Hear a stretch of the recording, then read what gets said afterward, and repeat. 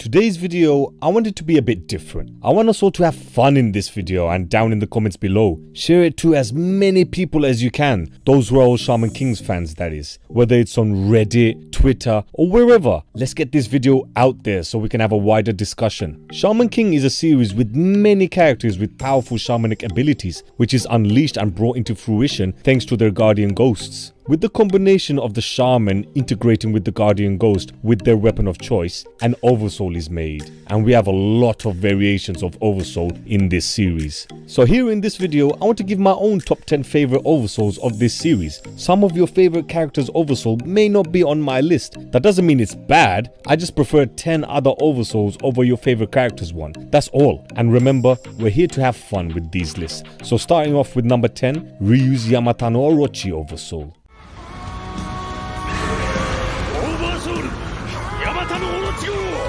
I think Ryu is a very underrated character in terms of power. However, his Yamata no Orochi Oversoul just looks really cool to me. With Tokagero at the bottom with the wheels, it's like Tokagero is driving the 8-headed beast to destroy his opponent. It's a very unique look to the Oversoul. We have seen the Yamata no Orochi power and beast in different animes, but here, because it has this distinctive look to it, I had to put it in my top 10. It may look weird to some of you, but for me, it's a good type of weird, highlighting the sense of humor that Shaman King has and doesn't take itself too seriously as a series. Following up with Ryu, we have the man that Ryu had a blood fight with from chapter 97 and episode 16 of the Shaman King 2021 anime. The person I'm talking about, of course, is Boris. Where's the animal?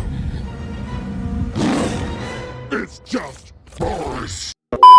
The man who uses his own blood as his medium, taking the form of a cape. With it, he can drain blood from others, as well as the abilities to heal himself and create spikes to impale others. The irony of his family being ousted out as vampires, to him then using his oversoul and shamanic abilities to mimic the powers of a vampire, is a cruel poetic story regarding Boris. Boris himself is one of the most tragic characters in the series, with his family heritage, but because of his hate for humanity, he became a powerful warrior in his own right. What I like about his oversoul powers is that it's all an illusion. He gives off the illusion that he can fly, he gives off the illusion that he can control people by biting them. All of this is an act. It's like he's Mysterio from the Spider-Man franchise in terms of someone who is trying to show that they're more powerful than they are by creating the illusion of all these amazing abilities. But the delivery of it makes it look so real that even Yo and his friends for a brief moment believed in Boris's powers. I mean, just because it's not 100% true doesn't mean Boris isn't powerful. He's a beast in his own right, and I wish we got to see more of him in the story. Number 8 is followed by another one of House minions, and that is Broken Meyer.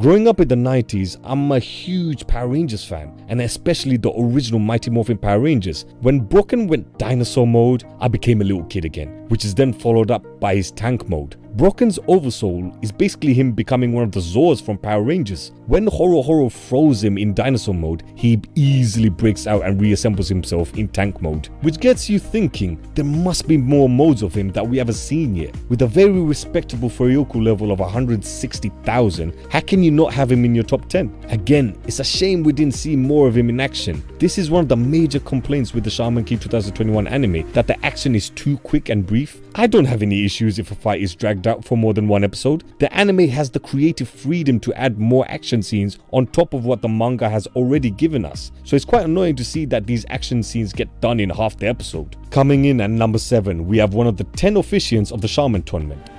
Oversoul plus purple kick.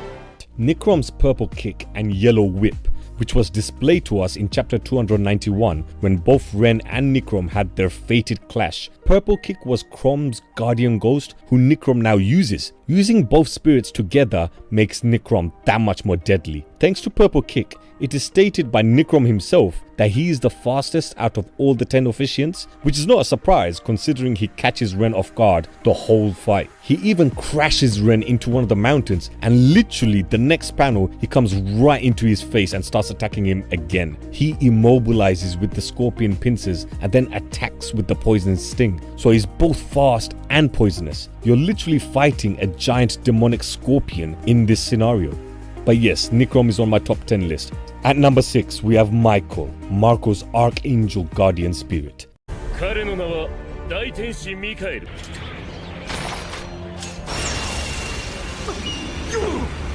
The same thing can be applied to all the archangels. They're just so cool looking, and the way they are summoned is probably my favorite summoning of a guardian ghost out of all the groups in Shaman King. Michael is released when Marco shoots from a 9mm. How cool is that? And it's not only him, but the rest of the X-Lords as well. Michael's design looks eerily similar to Digimon. The massive bulking body with the 4 wings reminds me of Seraphimon. He has a shield on his left arm and a sword on his right arm, with the name of the attack when he uses his sword is called the death penalty. You don't get a more serious attack than that, mate. Michael also has the ability to shapeshift into a Ferrari. I'm assuming Take is also a big Transformers fan, because this literally is Transformers, but I ain't complaining. Imagine having a guardian ghost that transforms into a Ferrari. That would be epic. Number 5, Yo's Armored Oversoul. 行くぞ阿弥陀丸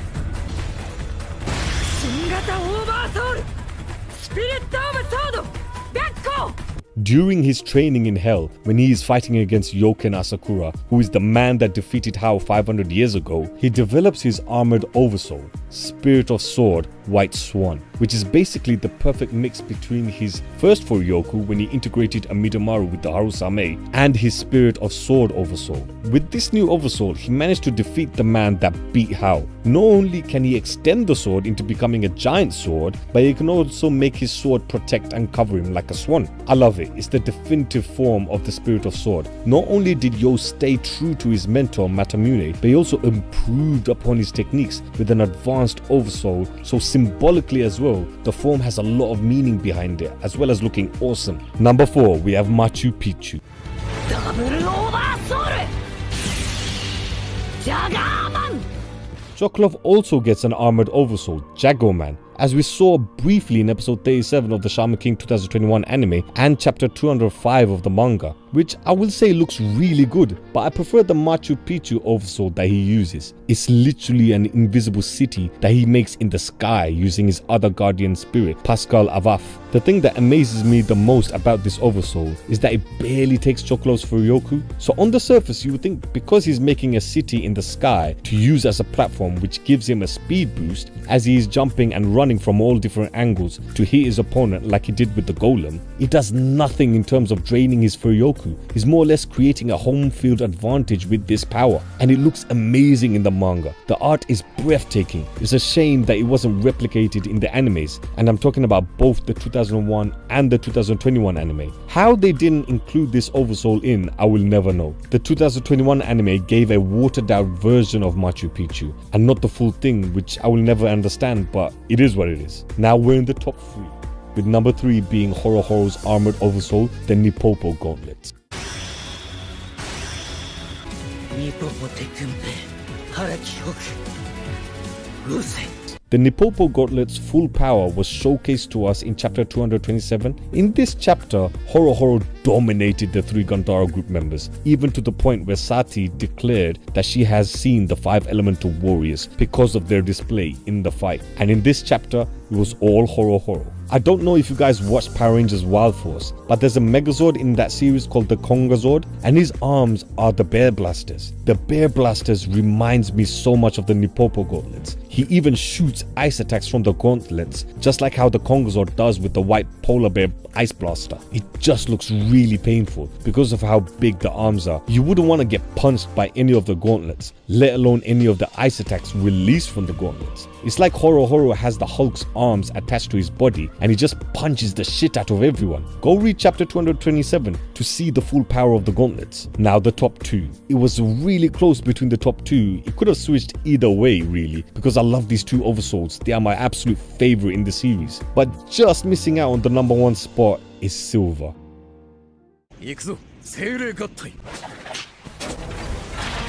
完成トーテムポール砲 How can I not have Silver in this list? When I first saw his powers for the first time in the 2001 anime, that was my favorite Oversoul at the time. Hell, before I read the Shaman King manga, Silver's Oversoul was my #1 favorite Oversoul. He has 5 guardian ghosts that have become high-level nature spirits, so that in itself shows how strong Silver is. These 5 spirits give him versatility in his moveset, which gives him a massive advantage over anyone he fights against. But with each of the 5 spirits, it gives him 5 unique abilities. Silver Horn, the buffalo spirit that destroys his enemies with one kick. Silver Rod, the snake spirit that allows him to rope in and trap in the enemies he's fighting against. Silver Shield, the turtle spirit that acts as a shield and protects him from attacks. Silver Tail, a coyote spirit that lets him speed blitz his enemies and catch them off guard. And finally, Silver Wing, the eagle spirit that allows him to fly. If Silver by the odd chance is struggling against an opponent, he combines all his spirits together to create the totem pole cannon, unleashing a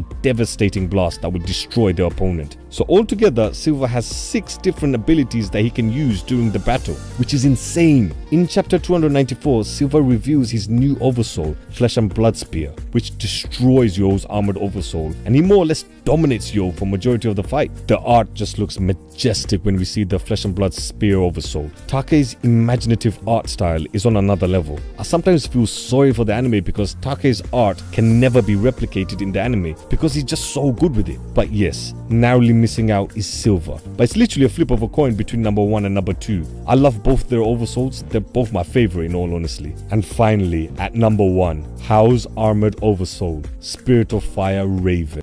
光爆式オーバーソウルスピリットオブファイヤー黒ビナ He's got the deadly arms of the Spirit of Fire, but in metallic version, and we all know how dangerous the Spirit of Fire's arms are. With it, it allows Hao to shoot lasers and slice the enemy. This armor also allows him to fly, which was Silver's advantage as well, with Silver Wing. Now the reason why I picked this Oversoul over Silver's one is the fact that Hao has 2 cannons on the back of his armor, which he uses in chapter 262 against the fallen Archangel Azazel. Azazel is the biggest and the strongest amongst all the Archangels, with a rare Yoku level of 470,000, which even surpasses the Spirit of Fire's level of 300,000. So we're talking about a guardian spirit that is stronger than one of the 5 great elemental spirits. But Hao being Hao with his new armored Oversoul completely obliterates Azazel with his cannons. This is why I chose Hao's armored Oversoul as #1 instead of Silver's Oversoul. Yes, Silver also has a cannon, but he has to be in position to unleash his attacks, whilst Hao can still fight and unleash the power of his cannons. He also has 2 instead of 1, and he doesn't need to hold them to shoot them.